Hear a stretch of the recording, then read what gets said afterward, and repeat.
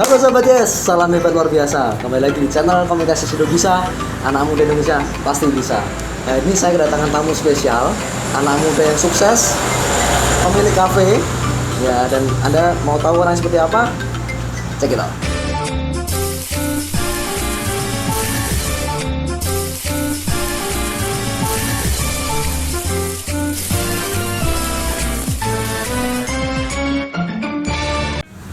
Halo sahabat Yes, ya saya akan hari ini mau berkenalan dengan seorang yang luar biasa. Ya sebenarnya saya sudah kenal ini teman SMA saya, dan ini orangnya sangat humoris, ya, tapi udah sukses di usia muda. Ya, pemilik kafe di kota Semarang. Dan hari ini kita mau sharing sama beliau. Ya kenalan dulu lah. Namanya siapa? Stefano. Yes, ya panggilannya Vano. Ini teman saya SMA. Tapi saya lihat memang perkembangan bisnisnya sangat maju, sangat luar biasa, dan sangat sukses. Sama ya? Pak Mentor. Kita mau tahu ilmunya. Kita mau tanya nih, mulainya dari mana?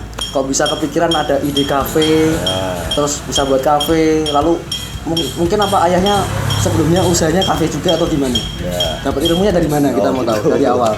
Berawal dari tahun 2017 bulan Oktober. Awalnya saya suka nongkrong. Awalnya tuh suka nongkrong dari itu namanya kalau kerja harus berawal dari suka dulu.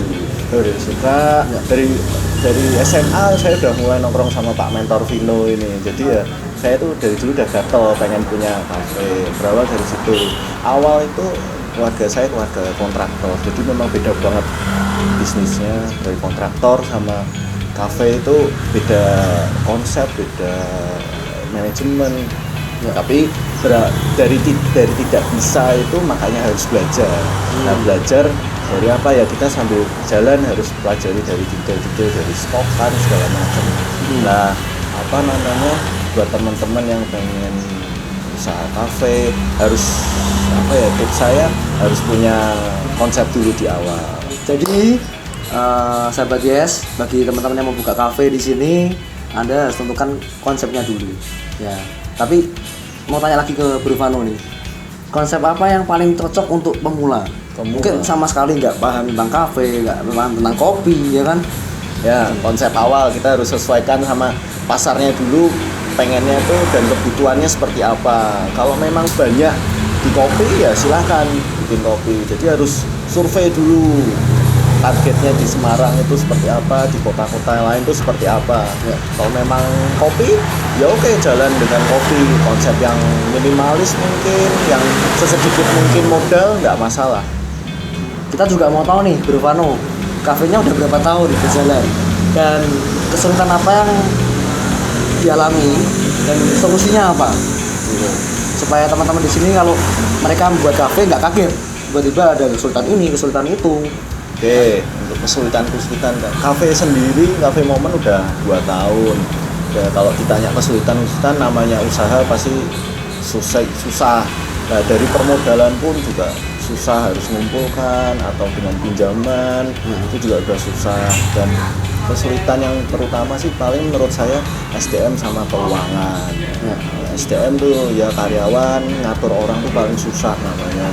Kita harus training awal, harus nyari karyawan, kadang keluar, kadang masuk, keluar masuk, ambil tetangga sebelah dan macam-macam. Itu pertama di SDM. Lalu keuangan, kita harus pinter-pinter ngatur namanya cash flow. Cash flow itu ibarat apa ya, darahnya perusahaan. Jadi kita harus jaga benar-benar cash flow itu dengan tertib, dengan disiplin. Kalau salah cash flow kita bisa kegulung namanya. Jadi menurut saya setelah 2 tahun ini yang saya pelajari itu sih, jadi SDM sama keuangan. Oke, saya dengar juga ini Momen Cafe buka cabang ya di Semarang kota gitu ya. Tapi saya ingin tahu kapan memutuskan kita bisa buka cabang, kapan bisa ekspansi gitu ya. Jadi saat cabang pertama itu udah dirasa punya manajemen yang benar, yang kuat dan bisa ditinggal dan dirasa sudah settle benar-benar, kita baru expand. Jadi jangan sampai cabang pusat pertama yang kita buka itu belum settle benar, tapi kita udah cepet-cepet pengen buka cabang expand, kita nggak siap manajemennya. Takutnya takutnya nanti manajemen kita bakal ketinggalan. Ini kan lagi marak-maraknya kopi nih, banyak orang yang semua buka toko kopi ya kan, semua buka coffee shop. Pertanyaannya gini, Bro Vano, apakah di tahun sekarang ini memungkinkan orang untuk masih buka coffee shop yang seperti banyakan orang buka ini? Kan Bro Vano kan juga pengalaman, boleh di-sharingkan mungkin. Sebenarnya untuk tahun ini kalau buka kopi ya menurut saya masih memungkinkan, tapi ya jangan spesifik banget, kita harus sesuaikan kebutuhan pasar itu seperti apa. Jadi jangan hanya monoton kopi aja, jangan. Kita harus lihat mungkin di daerah Semarang mungkin butuhnya memang harus ada makanannya, harus ada cemilannya. Lah kita harus menyesuaikan namanya pasar itu sendiri. Jangan cuma spesifikkan kopi. Nggak apa-apa kopi, cuman ya harus menyesuaikan pasar yang ada. Jadi harus menyesuaikan dengan pasar yang ada ya Bro Vano ya. Lalu harus menyesuaikan juga mungkin kota Anda masing-masing, butuhnya seperti apa, terus orang-orangnya gaya hidupnya seperti apa, lifestyle-nya seperti apa. Ini kan sudah buka cabang yang kedua ya Bro Vano, berarti dirasa udah udah manajemennya udah bagus. Saya lihat juga perkembangannya luar biasa kafenya. Ada nggak jalan kita ke depan, mungkin harapan ke depan untuk kafenya sendiri, dan mungkin ada inovasi apa lagi yang ingin dibuat di kafenya ini? Oke, untuk rencana mungkin di bulan depan saya ada rencana untuk buka di kota lain, di Salatiga, dengan konsep yang lebih makanan rumahan dan ada kopinya juga.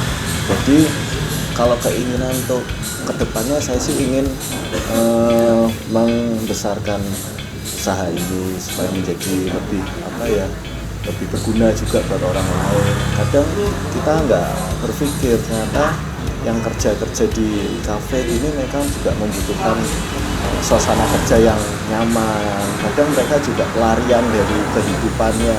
Jadi menurut saya sih ingin punya perusahaan yang bisa jadi berkat buat orang lain, termasuk karyawan-karyawan saya juga. Luar biasa banget sharingnya Bro Vano hari ini, dan semoga menginspirasi teman-teman semua. Boleh dong ngasih tips atau motivasi untuk generasi muda zaman now yang mungkin udah mau mulai usaha tapi nggak berani-berani, atau mungkin mereka yang masih ragu-ragu gitu. Boleh kasih motivasinya Bro Vano? Oke, kalau buat anak-anak muda jangan takut mengambil resiko, karena menurut saya waktu paling muda itu kalau Anda amit-amitnya jatuh, Anda tuh masih muda, jadi bisa untuk mengulang lagi itu nggak telat.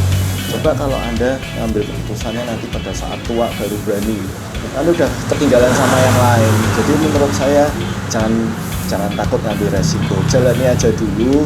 Perkara usaha itu mau berhasil mau gagal itu perkara biasa, yang penting mencoba dulu, jangan takut jatuh. Itu aja sih menurut saya. Luar biasa. Jadi langsung aja mulai ya, video ini selesai Anda langsung mulai gitu ya Bro Vano ya. Bener, harus langsung mulai. Ini kan pengusaha itu harus berani ambil keputusan, harus ambil risiko. Oke, thank you banyak Bro Vano waktunya. Di sela-sela kesibukannya beliau mengolah usaha, dan buat video ini pun butuh waktu. Tadi beliau dari luar kota dan datang ke sini, itu meluangkan waktu untuk kita gitu ya. Dan thank you Bro Vano, semoga semakin sukses kafenya. Luar biasa. Dan thank you semuanya. Kalau Anda suka video ini bisa share ke teman-teman Anda, jangan lupa klik like, jangan lupa juga subscribe dan aktifkan loncengnya. Dan selalu salam hebat luar biasa.